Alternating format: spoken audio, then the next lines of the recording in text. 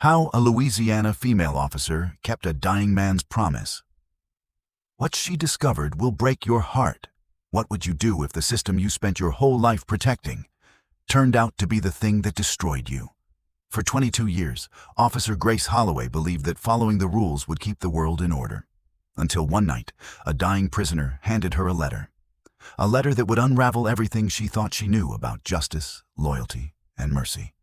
If you believe that forgiveness can rise even from the ruins of the law, please like this video and subscribe, so stories like this one can still be heard. Stay with us. Because the letter she carried didn't just expose a lie, it set a woman free. In a way, no prison ever could. Grace Holloway found out on a Wednesday. The same day she buried her son's photograph in a cardboard box labeled foreclosure notice. The same day the bank sold her house to strangers. For 22 years, she had worn the same gray uniform, carried the same badge, and believed that following the rules meant life would stay steady.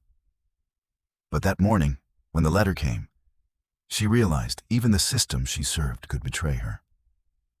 They called it a clerical error. She called it the day she stopped believing in mercy. She stood outside that empty house in the small Louisiana town of Port Bellemare, staring at the swing her boy once painted blue. The sun was low and cruel, melting the paint on the mailbox. Inside, everything smelled of dust and lost time. Grace didn't cry. She hadn't cried since the refinery explosion that took her husband, or the car wreck that took her son 5 years later. She just packed what fit in her cruiser and drove off, windows rolled down, hair whipping in the humid August air. That's how her story begins. Not as a young woman chasing dreams, but as a middle-aged officer chasing ghosts. A true story of a Southern woman who once believed in justice, until justice stopped believing in her. She was 54 now, her body still strong, her eyes sharp as glass. The other guards at St. Helena prison called her Iron Grace. She'd seen it all, men screaming, men begging, men silent before the needle went in. And every time, she'd walk away thinking the same thing. It's not my place to feel. But the truth was, she did feel. Late at night, alone in her trailer, she'd hear the echoes of their last words and wonder if forgiveness ever had a place in a room built for punishment. Her life was a collection of goodbyes. Goodbye to her father, a war veteran who taught her that tears were weakness. Goodbye to her husband, gone before 30. Goodbye to the family she could have had, if she'd ever let herself love again. Duty became her only companion. When people in town saw her at the diner, sitting alone with her black coffee, they whispered she was cold, distant. But maybe she was just tired. Tired of pretending that doing what's right always means doing what's good. That August evening, the air over the Louisiana bayou shimmered with heat and the hum of insects. The smell of salt water and oil drifted through the open window as Grace steered her patrol car toward the prison gates. She didn't know it yet, but fate was about to deliver her one more letter, one that wouldn't take her house, but would take her peace. Because behind those rusted gates waited Michael Carter, a man condemned to die at midnight. And in his hands was a folded envelope, a final wish he swore carried the truth that could save an innocent soul. Grace had escorted dozens of inmates to their deaths. She'd seen fear, rage, denial. But she'd never seen what she was about to see in his eyes, something calm, almost forgiving. That night, 2 broken lives would meet. One woman who'd lost everything believing in the law, and one man about to die proving it wrong. And for both, it would be the beginning of something neither believed they still deserved. Redemption. The gates of St. Helena prison groaned open like something alive. Old metal breathing against the heat. Inside, the air was cooler, but carried the same heaviness Grace Holloway had felt her entire career, the weight of judgment. She signed the logbook, nodded to the night guard, and walked the narrow corridor toward death row. The smell of bleach and sweat clung to the concrete walls. She knew every sound in this place, the hum of the lights, the distant buzz of a door locking 2 halls away, the low murmur of men waiting for time to run out. Michael Carter sat in the last cell, quiet, still, hands folded. He looked nothing like the monsters people imagined. No tattoos crawling up his neck, no glare of defiance. Just a man whose shoulders carried more surrender than sin. Grace stopped at the bars. "Michael Carter," she said, voice steady. "Execution scheduled at midnight. I'll be your escort tonight." He looked up slowly, meeting her eyes with the calm of someone who had already made peace with everything that mattered. "Yes, ma'am," he answered, his tone respectful, almost gentle. She studied him for a moment. There was something about the way he sat, composed, dignified, that made her uneasy. Most men asked for something, a cigarette, a prayer, a chance to call home. But Michael simply nodded, as if the world had already gone quiet for him. Then he spoke. "Officer Holloway, I've got one last request." She sighed inwardly. She'd heard it 100 times. "Go ahead." He leaned forward, the chain between his wrists scraping the table. "I don't want a meal or a preacher. I just want this delivered." He pulled a folded envelope from under his mattress, the paper soft from being handled too many times. Grace frowned. "That's not how this works. Anything you want sent has to go through the chaplain." Michael shook his head. "I've tried. They keep it in review." He slid the letter toward her. "It's for my daughter, Maya. She's 13. She deserves to know the truth before they bury it with me." Grace hesitated. She'd learned to keep distance, to never carry the burdens of guilty men. Still, there was something in his eyes. Not pleading, not manipulation. Just truth. Plain and unpolished. "What truth?" she asked quietly. Michael's voice lowered. "That I didn't kill that man. That I was in the wrong place, but not for the wrong reason. They needed someone fast, someone who fit the story. And I fit." He paused, breathing out slowly. "They buried me to protect themselves." Grace straightened. "You're saying you're innocent?" He gave a small, tired smile. "Doesn't matter now. I've made my peace. I just need her to know who her father really was. That's all I've got left." Her training screamed to shut it down. Don't engage. Don't believe. But the longer she stood there, the more the words pressed into her chest. He wasn't begging for his life. He was asking her to keep his daughter's heart from breaking in the same place twice. She took the envelope reluctantly, sliding it into her uniform pocket like evidence she didn't want to hold. "You're asking the wrong person," she said, her voice hard but unsteady. Michael nodded. "Maybe. But you're the only one who looked me in the eye tonight." For a moment, silence filled the cell. Thick, almost holy. The fluorescent light flickered overhead. Grace turned to leave.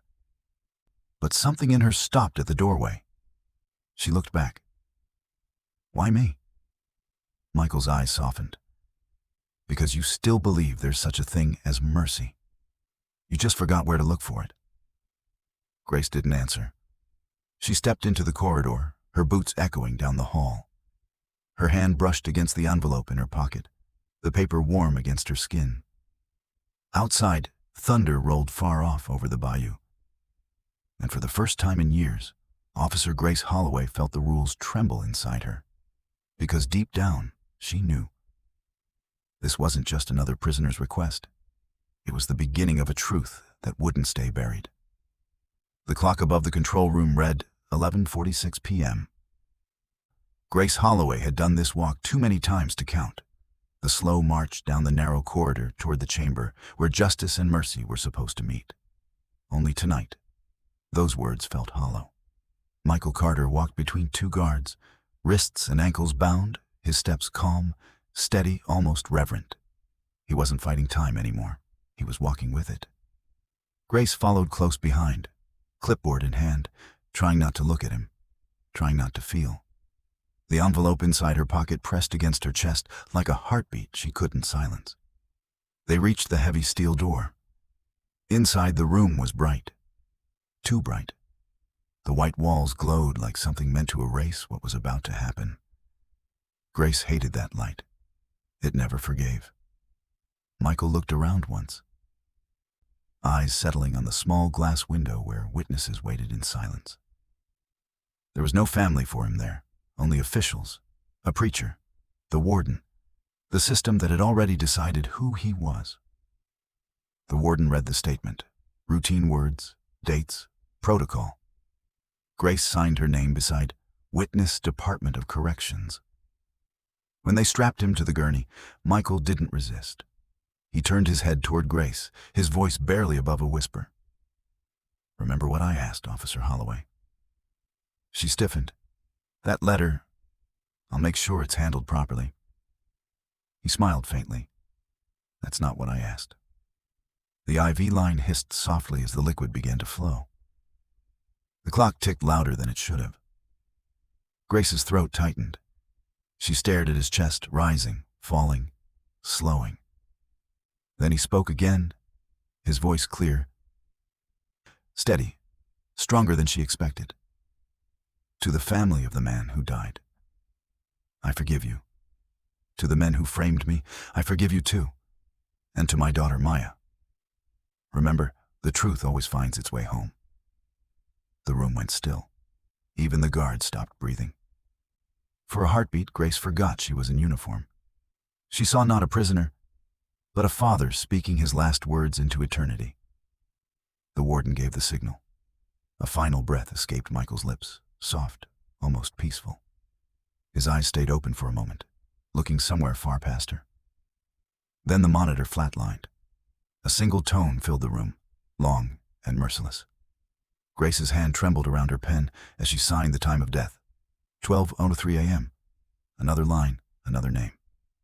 But this time, it didn't feel like a record. It felt like a confession. When the others left, she stayed behind. The hum of the lights buzzed against the silence.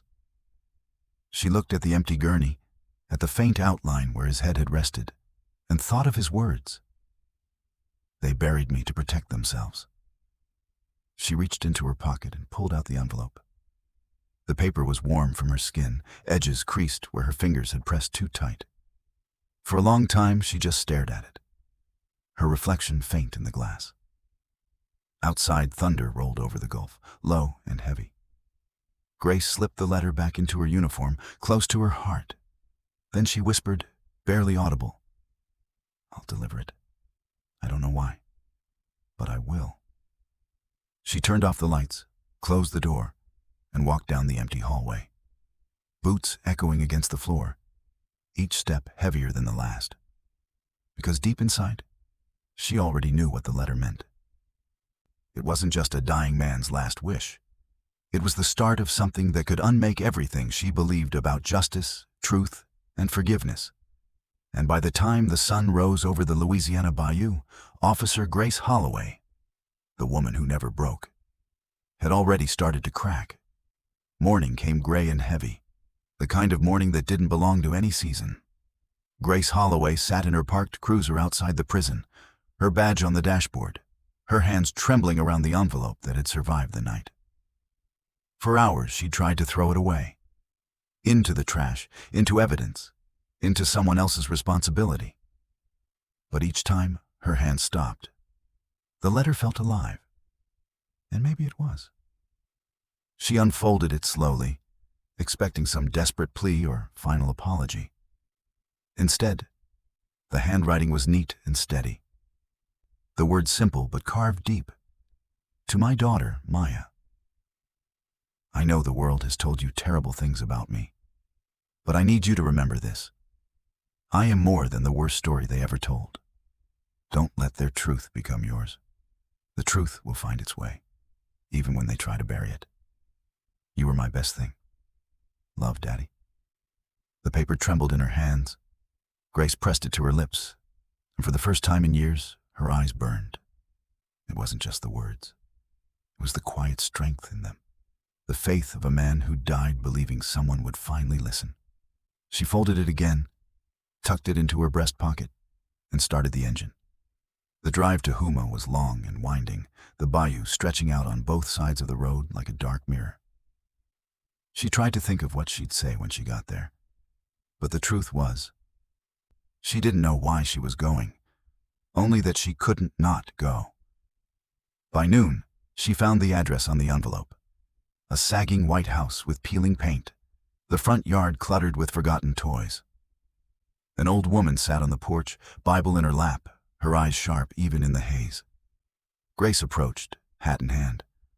"Ma'am," she said softly, "I'm Officer Holloway. I was with Michael Carter last night." The old woman's hand froze on the Bible. "He's gone then?" Grace nodded. "He asked me to bring this." She held out the letter. The woman, Evelyn Carter, took it with trembling fingers. Behind her, a young girl peeked from the doorway. Thin, wide-eyed, hair braided tight. "Maya," Evelyn whispered.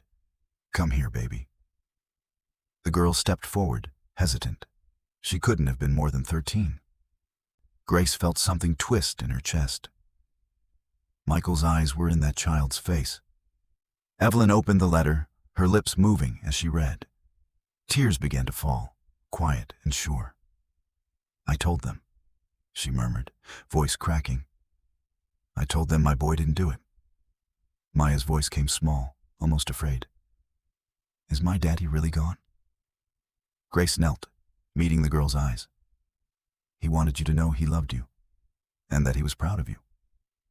The child nodded, clutching her grandmother's sleeve, silent tears streaking down her face. Grace rose to leave, unsure what else to say, but Evelyn caught her wrist. "You don't have to carry his ghosts, officer," the old woman said gently. "They already carried him." Grace tried to answer, but her voice failed. She just nodded and walked back toward the car. In the rearview mirror, she saw the girl standing on the porch, waving the letter in the air like it was something holy.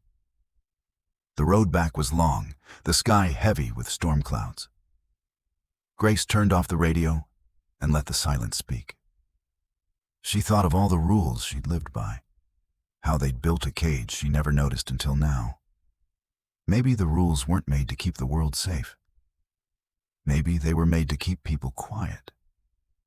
By the time she pulled into her driveway, the first drops of rain began to fall. She sat there, motionless, staring at the reflection of herself in the windshield. Tired eyes, shaking hands, the faint outline of the badge that suddenly felt more like a burden than a shield. Inside her chest, something old and heavy started to crack. And in that fragile silence, Grace Holloway, once called Iron Grace, whispered to the empty air. I don't think he was lying. Outside, thunder rolled again, echoing across the bayou. The storm was coming, and Grace knew, deep down, she was about to walk straight into it. The rain didn't stop for 3 days.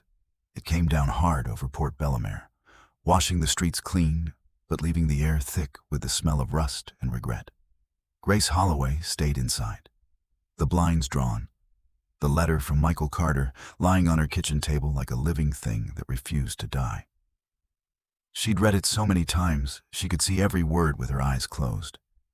Each sentence pressed deeper into her chest, until it felt like her own confession. They buried me to protect themselves. The line looped in her mind, over and over, until it stopped sounding like a metaphor and started feeling like a clue. On the third night, she took out a cardboard box marked Carter M., the old case file she'd once filed away without thought. Dust puffed into the air when she opened it. Reports, photos, transcripts. She'd seen hundreds like it. But this one now read like a riddle. She flipped through the evidence list. 1.38 revolver. 1 bullet casing recovered from the scene. 1 witness statement. The name stopped her. John Mallory, store clerk, intoxicated during testimony. She remembered him vaguely. Shaky voice, eyes unfocused, coached too well. And there, stapled to the back of the file, a note she'd never noticed before. Ballistics test inconclusive. Secondary test waived by DA's office. Grace frowned. waved by the district attorney. That name again, Dean Greer. The man everyone in the parish called the face of justice. Clean suits, clean speeches. Dirty hands. She picked up the phone and called the only person she trusted, Noah Patel, a forensic technician she'd known for years, one of the few who still believed truth came before politics. When he answered, his voice was tired. "Grace, you never call this late. I need you to pull something for me," she said. "Ballistics from the Carter case." Quietly. There was silence on the line. "You know what you're asking?" "I know exactly what I'm asking." By morning, she met him behind the maintenance building, rain dripping off the edge of his hood. He handed her a small flash drive. "I ran the numbers twice. The bullet that killed the clerk doesn't match the gun logged in evidence. Not even close." Grace stared at him. "You sure?" Noah nodded. They switched it, somewhere between the lab and the DA's office. Her stomach turned cold. Someone had buried the truth, and Michael had died with the dirt still fresh on top of him. She drove straight to the courthouse archives, the windshield wipers beating like a metronome to her racing thoughts. Inside, the clerk's office smelled of mildew and fear. She found the old chain of custody forms, and there it was, a signature that didn't belong, Greer's. Every instinct in her screamed to stop, to let it go. But something stronger pulled her forward. The voice of a dying man saying, "Deliver it, and you'll see." That night, she sat in her car outside the district attorney's mansion, lights glowing behind tall iron gates. The same man who'd stood in front of cameras years ago and said, "Justice has been served." She whispered to herself, "Justice for who?" Her phone buzzed. A message from Noah. "Be careful. Files are disappearing." Grace looked at the house one more time, rain streaking across the glass. Then she drove away, tires splashing through puddles, heart pounding with the kind of anger that felt cleaner than fear. Back home, she poured herself a cup of cold coffee and spread every document across the table. The evidence, the lies, the letter. She circled names, dates, numbers, patterns forming like bruises. And then she saw it. A single photo, tucked between reports. A younger Dean Greer shaking hands with Sheriff Holloway, her father. The caption read, "Task Force Integrity, 1996. Her breath caught. Her father had been part of the original investigation, the same investigation that buried Michael Carter. She pressed her hand against the table to steady herself. All this time, she'd believed the system was clean, because her father built it. Now she saw it for what it was, a house of cards standing on broken men. The storm outside cracked with lightning, rattling the windows. Grace stared at the photo until her eyes blurred. Then she whispered to the empty room, "Maybe mercy isn't weakness. Maybe it's what's left when justice dies." She gathered the papers into a folder, grabbed her keys, and stepped out into the rain. Because if they thought the truth could stay buried, they'd forgotten one thing about Grace Holloway. She'd spent her whole life digging through darkness, and this time she wasn't stopping until she found the light. The storm passed, but the air didn't clear. It just hung heavy, thick with what people in the South call truth about to surface.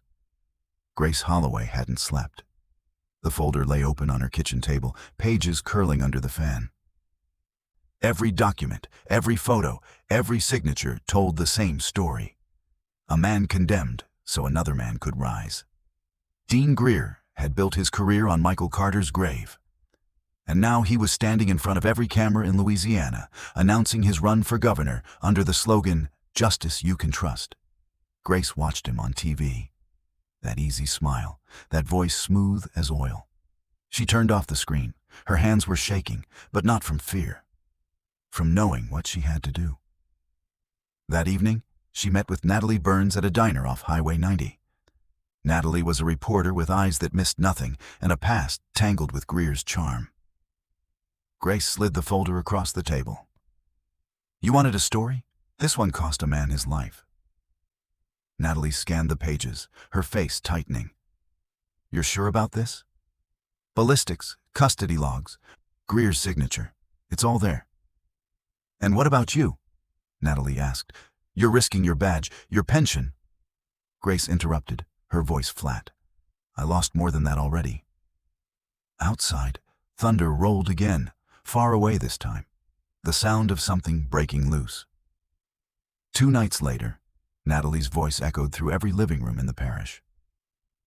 This is a developing story, she said into the camera, with evidence suggesting that Michael Carter, executed 5 years ago for armed robbery and murder, may have been innocent.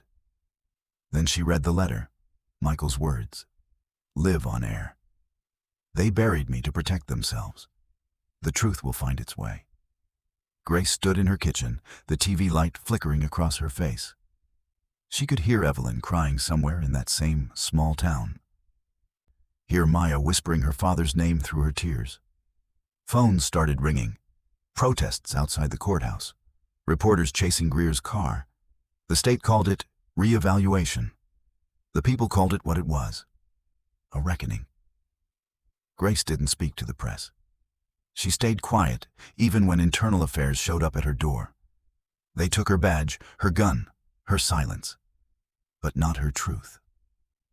When they asked if she'd leaked the files, she looked them straight in the eye and said, if telling the truth is a crime, I guess I finally broke the law. That night, she drove to the old bridge over the bayou, the same one her father used to take her fishing when she was a child.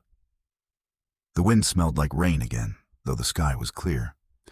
She took out her badge, the metal dulled from years of service, and dropped it into the dark water below. It hit once, twice, then disappeared. She whispered, I used to think justice lived in that badge. Turns out it was dying there. Her phone buzzed, a message from Natalie. It's everywhere. They're reopening the case. People are demanding Greer's resignation. Grace closed her eyes, exhaling for what felt like the first time in years. In the distance, church bells began to ring, echoing across the quiet town. And somewhere, in that sound, she thought she heard Michael's voice. Soft, steady, peaceful. Tell my story.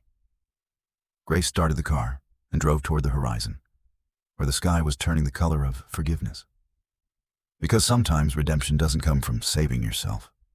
It comes from doing what's right, even when it costs everything you have left.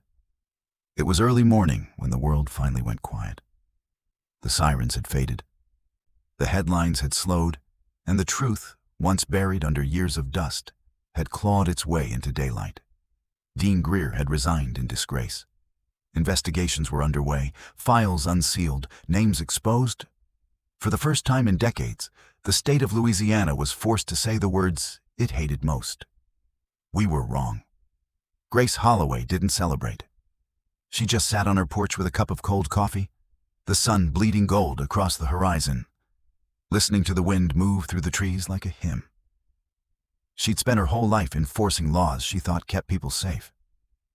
Now she knew. Laws might build walls, but truth breaks them. A car pulled up on the dirt road. When she looked up, she saw Maya stepping out, her grandmother in the passenger seat. The girl had grown in just a few months, taller, steadier, her eyes carrying both grief and grace. Maya walked toward her, clutching something close to her chest. Grace stood, unsure what to say, until the girl spoke first. They cleared my daddy's name, she said softly. They said he was innocent. Grace nodded, her voice caught. He always was. Maya unfolded what she was holding, a drawing, simple and beautiful. It showed 2 figures standing by the water, holding hands. One was a man, the other a woman in uniform. Above them, in shaky handwriting, were the words, "Truth found its way." Grace's throat tightened. She traced the edges of the paper with her fingers, careful not to smudge it. "I didn't do much," she whispered. "Just carried a letter." Maya smiled, small but certain. Sometimes that's all it takes, to carry the truth long enough for people to hear it. For a moment, neither of them spoke. Birds began to stir in the cypress trees. The morning felt clean, honest, unburdened. Evelyn stepped out of the car, leaning on her cane. Her eyes met Grace's, and in them was no anger, no accusation, only quiet understanding. "Thank you," she said. "You gave my son back his name." Grace shook her head. "He gave me back something too." They stood together by the edge of the water as the sun lifted higher, turning the bayou into a sheet of liquid light. Grace reached into her pocket and pulled out a small folded paper. Michael's letter, creased and worn. She placed it on the water, watched it drift, the words bleeding slowly into the current. "The truth will find its way." The wind carried the last of the fog off the river, and for the first time in years, Grace could breathe without armor. She turned to Maya. "What are you going to do now?" The girl looked toward the horizon. "Tell people who my daddy really was. Tell them the truth can still win." Grace smiled, her eyes glistening. "Then you'll do just fine." They watched the paper disappear beneath the ripples, the sun breaking through clouds above them. In that golden light, the past felt forgiven, the future possible. Grace whispered, almost to herself, "He asked me to deliver a letter. But what I delivered was his truth. And somehow, it delivered me too." The screen of memory faded with the rising light, the sound of cicadas swelling, a quiet church bell ringing in the distance. And for the first time, the woman once called Iron Grace felt what mercy really was. Not weakness, not surrender, but peace. Because in the end, every true story of justice, forgiveness, and redemption isn't about how it ends. It's about who we become when we finally choose the truth.